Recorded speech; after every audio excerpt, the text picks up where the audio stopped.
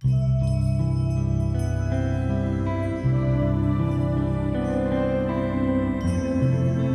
morning, everyone. Thank you for coming. My name is Kristen Evangelista. I'm the director of the University Galleries.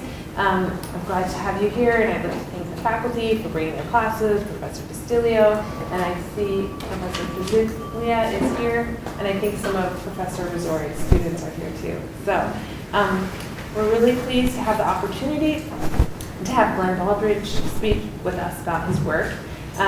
He is the recipient of the 2016 Ink Press Repeat Juried Exhibition Grand Prize. This exhibition that you're in right now is a juried show, and every year the juror picks one artist to have a solo exhibition. So when we had this exhibition previously in 2016, he was the recipient of that prize, and so he has two bodies of work that are on view in the East Gallery. Just curious, how many of you have had the chance to see his work in the East Gallery? Okay, just a few of you. Okay, so, well, Glen's going to show slides, but there will be time after the talk for you to see the artwork in person. So I'm just briefly going to introduce Glen. He received his BFA in printmaking from the Rhode Island School of Design, and he's exhibited his work extensively at numerous institutions, and I'm just going to list a few of the museums. They include the Metropolitan Museum of Art, the Pizzuti Collection in Columbus, Ohio, the RISD Museum, Klaus van Nixhagen Gallery, which also represents his work in New York City, the Spencer Museum of Art, which is in Kansas, Blackburn 2020, which is at the Robert Blackburn Printmaking Workshop in New York City, Dieudonné, which is also a printmaking and papermaking studio in New York City, the International Print Center, and Artist Space, among others. His work is also in numerous public collections, including the Asheville Art Museum, the City of Orlando Public Art Collection, the Davis Museum at Wellesley College, the Library of Congress in Washington, D.C., the Metropolitan Museum of Art, the Museum of Modern Art in New York City, the Whitney Museum of American Art, and the Yale University Art Gallery. So his work is a really innovative fusion of traditional and cutting-edge printmaking techniques. So I think that we will all really enjoy hearing all the technical aspects that go into the making of his work. So thank you for coming, and thank you, Glen. Thanks. So I will talk a little bit about kind of technical things. If you have any questions at all, it does make sense, just like shout out the question, and I can try to answer it for you. So the work that I had in this show, the Ink Press Repeat show, was the kind of the culmination of like some experimental printmaking things that I was doing over a number of years, and I was going to sort of try to talk about where I started with that, and then the use of the game cameras that I employ for the work in the back room. So it's kind of one thing leads to another sort of process oriented thing where there's discoveries that happen through the making, and then new ideas emerge through mistakes and things like that. So I have to try to click through both these things.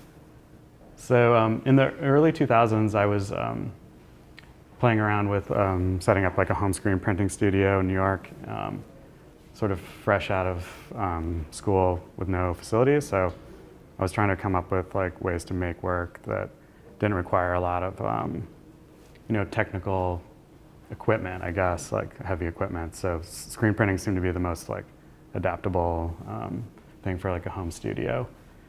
And I've been kind of struck with this idea of combining drawing and photography and printmaking. So I kind of, through playing around with various drawing processes, found that I could silkscreen onto a powdered graphite covered piece of paper, which acted sort of like as a photo fixative. And then I was able to actually like develop the photo kind of manually through an erasing process. And then there's levels of degradation that happen throughout that process.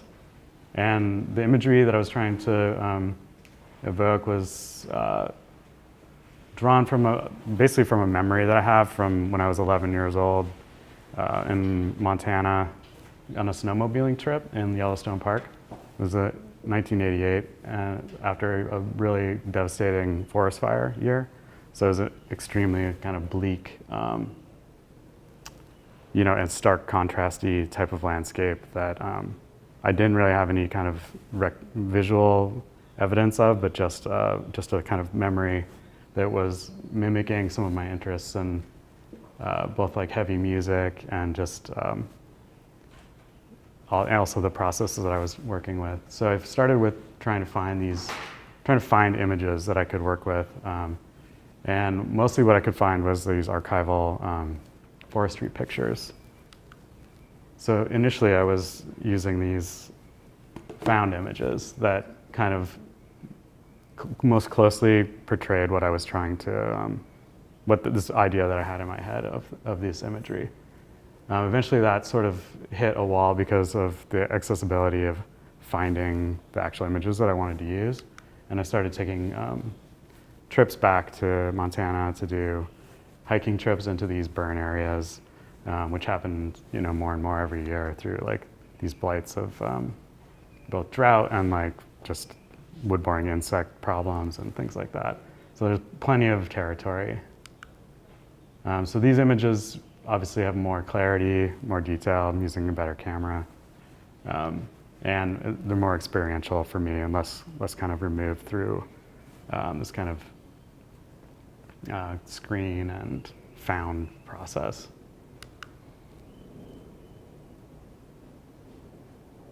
And eventually that sort of also kind of hit a wall for me with just my proximity to the areas that I wanted to be finding these images in. And I live in New York City, so it's really difficult for me to get back home. Could only do this in the summertime, really. So I started experimenting with these hunting cameras, which are these trail cameras used they're for hunters to put up and kind of monitor what animals are going through. So the images are all triggered from, whatever wind, insects, animals oftentimes. But I was really looking for these images that were devoid of the evidence of what the thing was that triggered it. These were set up in kind of a rural, swampy Rhode Island area. So the landscape is quite different. I started working with Dudene, the paper making facility that Kristen mentioned, to make a paper that was more rugged, that could really handle the erasing. I could beat it up a bit more.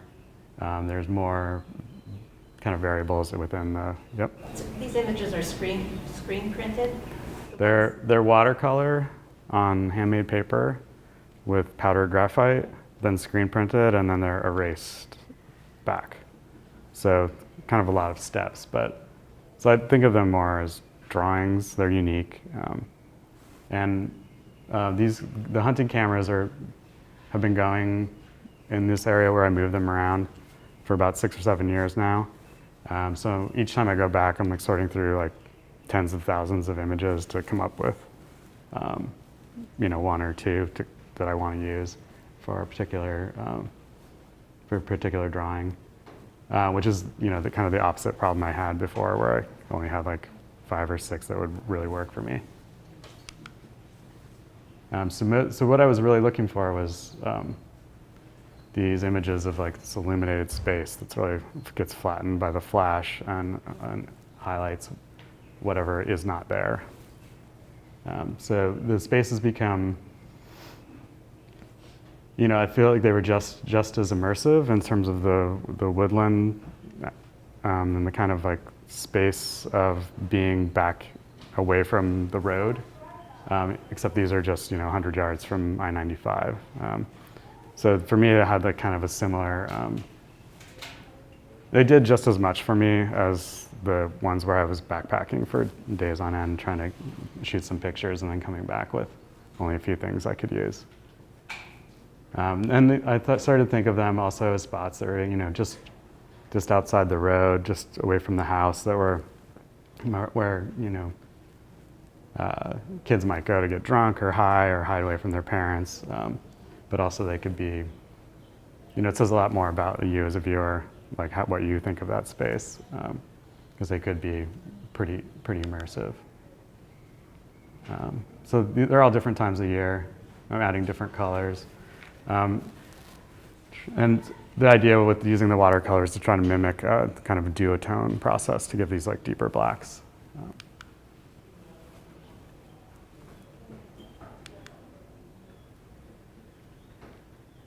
And so through the process, there's degradation that happens with the paper, with the watercolor, with the powder graphite and how it erases, but also with the images, there's certain psychedelic things that happen that are mysterious and kind of unnameable about what exactly it is you're looking at, but always sort of reminiscent of the forest.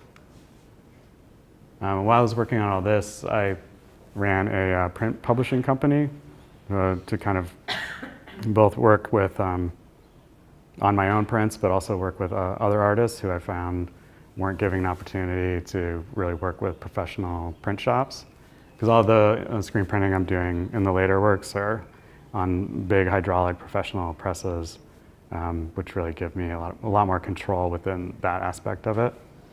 And so this company was called Fourth Estate, and I ran it from 2005 to 2015 with a partner, Luther Davis, who's a master screen printer.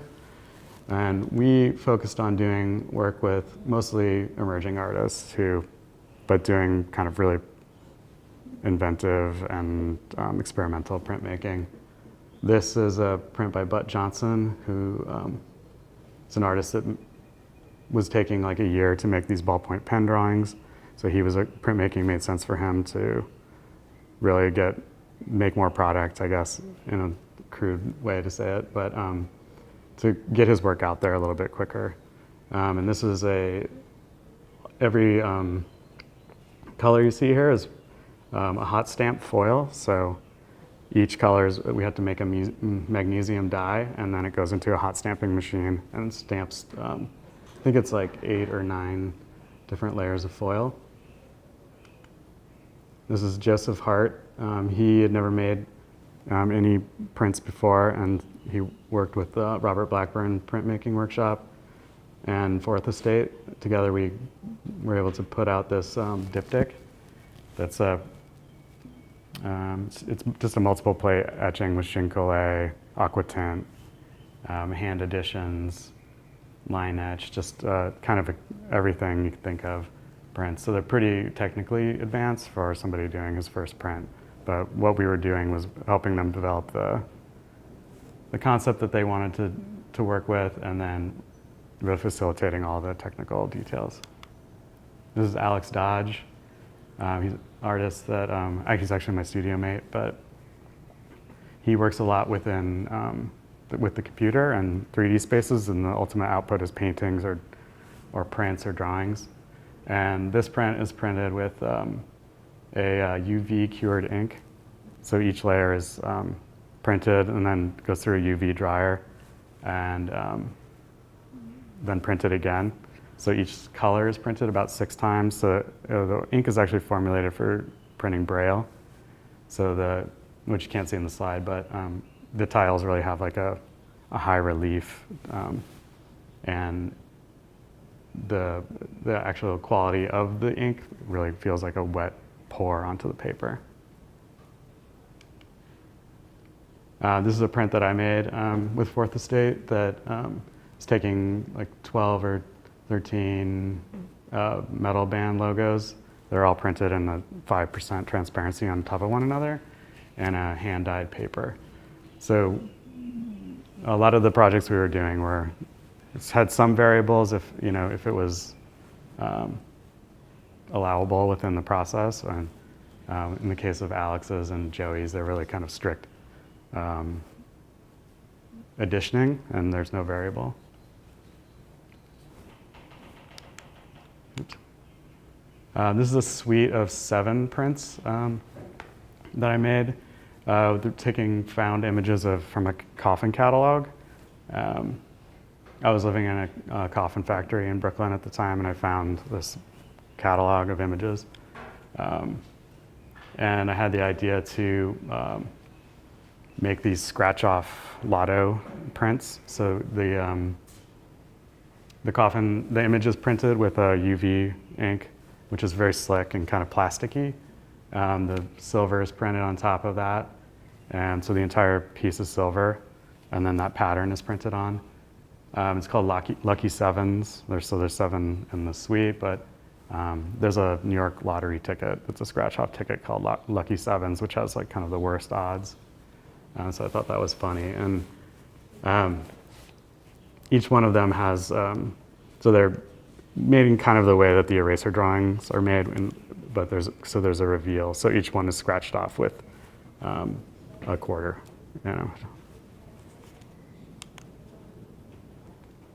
And each coffin has kind of its own like identity for the buyer. These are about 22 by 30 too, so you know this is an edition of 7 prints. Took somewhere about a year and a half to like scratch all these off. This is a piece called Double Dilly. This was a collaboration also with Robert Blackburn Printmaking Workshop. So some of these projects are pretty involved and took a long time and wouldn't be able to be realized without kind of coming together of multiple print shops. But this is, I've done a lot of woodcuts, so the kind of football plug shape always reminded me of the Dairy Queen logo, which is sort of like a stoner hangout spot like in Montana. And so I wanted to take those plywood plugs and actually make them into the DQ logo. I took a Tomo ash, which has a very like kind of psychedelic wood grain, and then the wood grain is actually printed in Talio, and then the wood is surface rolled. So you're printing both the grain and the surface at the same time with a black on black, which to me was meant to kind of symbolize this 2 stoned eyes like in the night. This is another woodcut I did with Robert Blackburn Printmaking Workshop and 4th Estate. It's 2 abstracted fists that have knuckle tattoos. It's a OK fine. And I was kind of interested in this idea of the kind of aestheticization of tattoo culture and how it's sort of become more of a signifier of just less of like being in prison and more just like a stylistic body adaptation. So these are 2 fists kind of punching through these pastel prison bars with the extraneous like Motorhead type umlaut. This is an image of printing that. So this is at Robert Blackburn shop. So you can see each board is individual. It goes together like a puzzle and a big jig, and then through the intaglio press. And then this one we're printing the grain as well and the surface at the same time. So each one has to be scraped and wiped and then rolled a separate color. This is a project that was extremely difficult to do on this press. We were able to get an edition of 10, but there's a lot of problematic things with the way that the intaglio press like rolls over a bunch of loose pieces of wood. So we were searching for like a way to, we finished the project, but we wanted to do it. If we ever did it again, we wouldn't do it this way. And we got the opportunity to go down to Flying Horse Press in Florida, who had just gotten this giant hydraulic press. So this is a huge hydraulic cylinder, and it just comes straight down and stamps. It's made for making auto parts. And with the printer that I worked on the last project with, we went down and kind of helped them figure out how to use this press and what it would be good for. And they've since done a bunch of different applications, but The project that I did was 2 prints. Again, printing the wood grain, but this time it was actually the right way to do it. It's like, 3 tons of pressure coming down, straight down with a rubber blanket, and really pulling all the detail out of the grain. The images are of hidden objects and floorboards. So this one is kind of like a classier, kind of home setting, I guess, with this oak plywood. The knife is laser cut. This is an image of it in the jig with the print peeling off. And each print has to go in several times in order to print the image block. But you're able to open up the jig, peel the paper partway back, replace that block, and then put it in the press again. The other image is a little bit larger. It's about 30 by 40, and it's shows a stash of VHS tapes with kind of cryptic titles scrawled on them. And this has a little bit, the color's a little off on the screen, but a little bit more harsh, kind of like fluorescent type lighting to it. These are the blocks being inked up and ready to go into the jig. This is like putting in the last block there. And it has a blank block that's in place where the image goes at this point. So you print it, the solid with a blank, and then it goes through 3 more times with opening the jig and putting in the image block. So here you can see the laser cut block and the paper being peeled off. And through this process of laser cutting the blocks, I found that I have, there's like a char and residue that happens through the burning process that was polluting the colors when we were printing. So we actually had to print the laser cut image blocks like a bunch of times to print off all of the kind of sepia tone char and resin, which is what kind of gave me the idea to do some of the works that are in the back room. So these are images of the animals that I'm capturing with the hunting cameras, which all along these are all images that I was getting that were really beautiful and serene. I didn't quite know what to do with them. So over years of working with all the images devoid of life, I thought this would be an interesting use for the images with the animals. So this series was called Animal Selfies. And I was really kind of interested in the way that the animals are like interacting with the camera in this way that they're almost like, they're aware of its presence through smell or sound or something. But they really were engaging in this way that felt kind of like a contemporary use of the camera, and sort of fleeting as well, because the images they're burned, they're printed several times, and then the image disappears. So there's no ink or anything, they're just like blind printed with whatever residue comes from the laser. Just for pressing it in, there's no kind of medium to help draw? Yeah, it's just wet paper. Just wet paper. Yeah, with a rubber blanket and really like a lot of pressure. But so these are all printed on like an intaglio press, but it would also be really good on like a hydraulic press like that. It's just in Florida, so.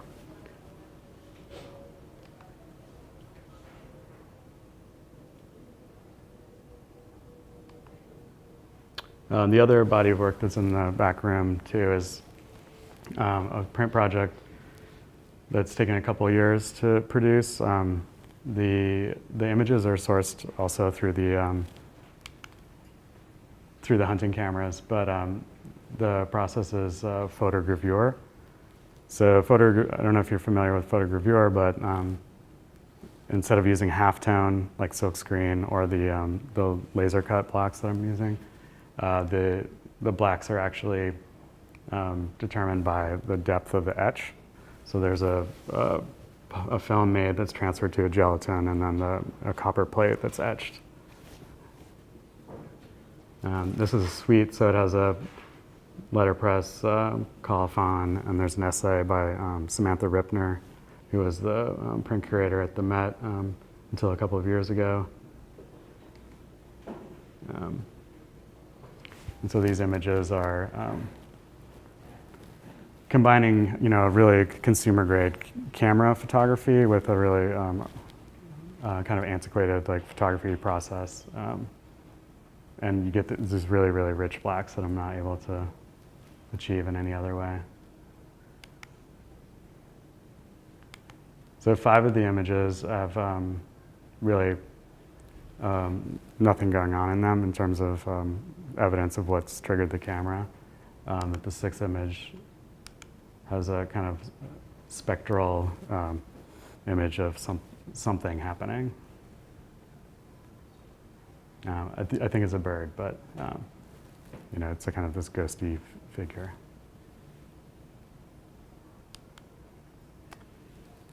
So those print projects require a lot of people to achieve them. I have to go to different shops and work with master printers.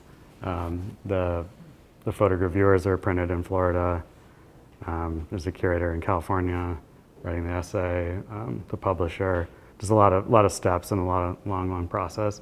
So I was really looking for a more immediate thing that I could do in my studio. And I began to make this series of paintings, which I had a show of at Klaus von Nixhagen in October. They are kind of a riffing on a marbleization of paper marbleizing process, where I'm making my own custom combs to drag through the paint. The difference here is that there's not an oil and water and a transfer process. It's just actually manipulating the material. So each one of these is it's a poured acrylic paint, and there's a text element that's hidden in each painting, and they have phrases that say "no way," "wait, what." This one says "harsh toke," "buzzkill," and I was interested in this. Kind of playing with these sort of dumb protest signs, or these things with double meanings that come out as kind of a negative, a negative connotation, but also reference back to the kind of stoner culture. And this most recent show was in October. There's a few paintings on view at the Pizzuti Collection in Columbus, Ohio right now for one more week. And I have 8 paintings in a show in Los Angeles at Steve Turner Gallery through the end of the month too. That's all I brought for you guys. Do you have any questions about anything? Mm-hmm. Size are the paintings? This one's about 20 by 16. This is, I think, 36 by 40 or something like that. The biggest ones are about 4 by 5 feet, which are not, there's a real limit to the material process with these in the same way that there is with the eraser drawings. There's a limit to, the paint actually starts to coagulate and you can't manipulate it anymore. Where the eraser drawings have this limit where the paper starts to break down or there's really nothing left to pull out of it. With the some of the printmaking processes, you're playing with the limits of the medium, like you said, especially with the resin cured ink and different types of ink. Have you thought about applying things like that to the painting other than just Instead of using just straight paint? Yeah. Well, these are sort of a newer series, so I don't know exactly what I'm going to do with them next. I'm sure there's a limit to where I want to do something more with it. No, I was kept thinking about the artist Ryder, Albert Ryder, with some of your erase pieces. Oh, I don't know that work. Yeah, I think they deteriorated over time. I don't think he intentionally expected, and they were all landscape paintings. And Through the oil paint deteriorating, or? Oil painting. And he put some type of medium into the paint. So he did not want that to happen, but over time they crackled and deteriorated. Right. Which made me think a lot about your work. I mean that in a positive sense, because you're trying to get it. Yeah, I mean, I think it's like, with all of these things, it's sort of a balance of some things happening that are unexpected and also a control aspect. I try to make everything really archival though, if I can, just because I've worked like in publishing and stuff like that, and you never want to like get a phone call that something's falling apart, you know what I mean? The Pollock was really influenced by his work. So Oh yeah. Cool. Yeah. I'll check it So he's out. someone for you to check out. Yeah, for sure. R-Y-D-E-R, right. Okay. Albert or Alfred. Yeah, I've been trying to figure out a way to do something with printing and this process, but I haven't really, come up with it yet. I had another thought. Have you looked at or in the process is one of your influencers to think about like romanticism or like the aesthetic image? Because you talk about like psychedelic imagery, but I feel like there's a parallel between these landscape shots that are kind of otherworldly. Yeah, I mean the title of the show is called All the Surveyors.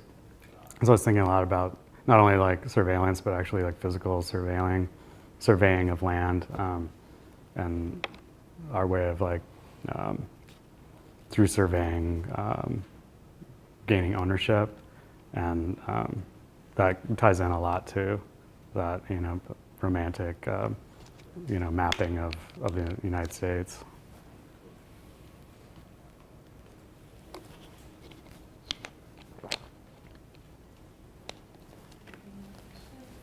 Curious if you've had any surprises in working with the cameras. Anything? Yeah, I mean, there's been people on them, like hunters. They've been stolen sometimes. I guess, yeah, the best one was somebody, I have them locked to the trees now. Somebody tried to get it off, so I have pictures of him, and then he took a pee on the camera. Oh, nasty. Should have printed that. I know. But yeah, and then just like cool animals like bobcats and like the image on that poster. You guys are welcome to take posters. I made posters for the show. Is of a coyote with like a deer leg in its mouth. That's pretty cool. Yeah, go ahead, please. Can you tell us why you chose to have the words not easy to read on your works? Well, I think that was part of the idea, was that to embed them. They're like sort of like dumb things to say, maybe. It's kind of, riding that line between expression and repression of something maybe you want to say. And I think that I've done a lot of other work that I didn't show here with text that's obscured in some way. Or what is the title of the work? This one, it's called Wait What? It's called what? Wait What? Wait, what? So there's kind of like a who's on first type of thing that happens with some of them too.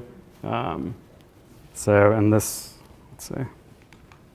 The titles are the text. So for me in making them, it's kind of trying to marry these, like an abstraction and some kind of content. So these are made around election time, which was very like, I think a lot of people that in my circle, or at least have like kind of felt a collective like voicelessness and kind kind of descent into like just blathering. So that was kind of the idea and to start them with. What is it, how do you react to your work? I mean, once you have everything in play, Personally, including the word choice, do you experience it in any kind of way except for techniques and processes? do I personally? For sure. I mean, there's a lot of material struggle, obviously, that has to, have to have some kind of engagement with. Talk about that a little bit. With Whatever work you want to. Sure. Which you wanted me to talk about how I feel about it afterwards, like conceptually, or? Whatever you want to. I'm just curious because there's an awful lot of techniques involved, and a lot of critical thinking and analysis, et cetera, et cetera. So I'm just wondering if the other aspects of yourself get into play, and are you aware of it, and can you talk about that experience? Sure. I mean, they're all. Sure, this one. Well, I can tell you a little bit about how I arrived at this, like through. I'm doing a lot of work with some work with glass and kind of pot paraphernalia and like stonery culture.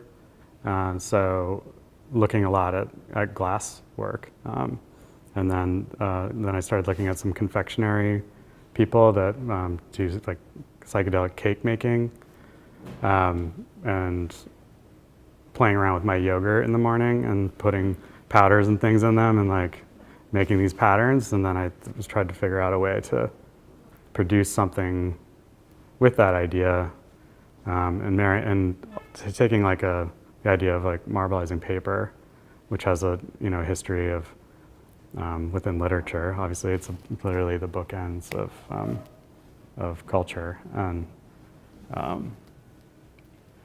early on there were different paper makers from different marbleized paper makers from different regions, and like you could know that this document came from this region. It wasn't counterfeit based on where that came from. So I got interested in kind of all those ideas around making these psychedelic paintings, I guess. Thank you. Sure. I'm sorry. Okay. How do you decide on your canvas sizes? I just have a bunch of different sizes that I work with. With like the same piece and you see which one's more interesting, or? No, these are like, a lot of these don't work out. Like I just make and I paint over them because there is a real like, it's time-based, it's acrylic paint, and things happen, they just look terrible or whatever. So yeah, I just have anywhere from like 8x10 up to like those 4x5 canvases, and some of them get multiple layers if I don't like them. I was just going to say that you have to see these in person because the text Yeah, it's is really amazing. About that. And the slide just totally flattens them. And I mean, the colors are much more intense yeah, as well. the colors are more intense. But I mean, the same thing is with the pyrogravures. It's like when you see them in person and see the texture on the surface of the paper, there's a lot of depth to it that I feel like it gets lost in the slides. And also, I also feel like the text is more legible too, because I had the chance to see the show that you had at the gallery, and they're also like, because they're small, they're much more intimate, so I feel like you have more of like a visceral reaction to them, like you don't just looking at the slide. And they're very goopy on the sides too, because there's lots and lots of paint like pouring off the edges, which it doesn't really translate here. But can you tell us a little bit, like I feel like your work has a lot to do with language and playing with words and puns, and does that come out of like an interest in literature or just like popular culture, or like there's a lot of thought that goes into the titles? I guess it's an interest in popular culture and just humor in general, and trying to whether it be like kind of subtle and dark or, more, I don't know, easy to get. So humor is always like a big part of it, which I don't know, sometimes it comes through or not, Yeah, no. The other thing I wanted to ask you was about the hunting cameras, because like obviously those are used for hunting and you're not hunting. So what got you to that idea? Like, were you exposed to a lot of hunting? Yeah, yeah. I mean, I grew up in Montana, so like that kind of culture was like around me. My dad hunts, and I grew up doing that too. Like, obviously, I live a much different life now. I live in New York City, but yeah, I've always kind of like been, tapping into that. The Cabela's kind of culture or whatever. I love going in all the camo. They're just insane things that you can find in the hunting store. I like the ideas of these of camouflaging yourself and the ways that you can even within like a subculture like hunting, there's all these subtleties to the fashion and everything. So, the cameras are just really cheap and accessible, and the quality is really interesting and specific. So, and there's I think an understanding that a lot of people have through those cameras, because a lot of people, live in rural areas and have them on their properties, or at least, have some exposure to an image that looks like that. So I like to play with that. Have you shown any of this work in Montana? No. In a place where there's a hunting culture where people would be. No, it'd be interesting, yeah. The high school I went to is called Charles Russell High School. He was a Western artist, and there is a museum in town where they have his studio intact, and he was sort of an interesting dude he was like from out east. It went out to work as a ranch hand, and became an artist and had his pretty successful career, and that I'd love to show at that museum. It'd be really cool. Is there any other questions? Don't be shy. But I hope you guys can check out the show, because it's, a lot of the things don't translate super well into the slides, and it's better to see them in person. Well, thank you. Sure, thanks.